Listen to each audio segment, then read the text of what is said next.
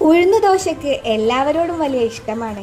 കൂട്ടുകാർ അവന്റെ കോഴിത്തരം കണ്ട് കളിയാക്കുമ്പോൾ അവൻ പറയും, എൻ്റെ അമ്മ സാക്ഷാൽ മസാലദോശ പറഞ്ഞിട്ടുണ്ട്, എല്ലാവരെയും സ്നേഹിക്കുകയും കരുണ കാണിക്കുകയും ചെയ്യണമെന്ന്. അയലത്തെ വീട്ടിലെ സാമ്പാറിനെയും കോളേജിലെ തേങ്ങാ ചട്ടിനിയെയും ട്യൂഷൻ ക്ലാസ്സിലെ തക്കാളി ചമ്മന്തിയെയും അവനൊരൽപ്പം കൂടുതൽ സ്നേഹിച്ചു.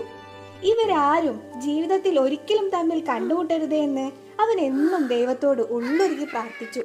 പക്ഷേ സാഹചര്യത്തിന്റെ സമ്മർദ്ദം മൂലം അവർക്കെല്ലാവർക്കും ഉഴുന്നുദോശയുടെ കൂടെ ഒരുമിച്ച് കണ്ടുമുട്ടേണ്ടി വന്നു.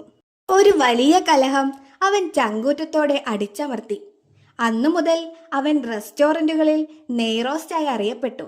അപ്പോഴും അവന്റെ കൂടെ അവരുമുണ്ടായിരുന്നു. എല്ലാവരെയും സ്നേഹിക്കുന്നത് ഒരു തെറ്റല്ല, പക്ഷേ തലയിലാവാതെ നോക്കിയാൽ മതി.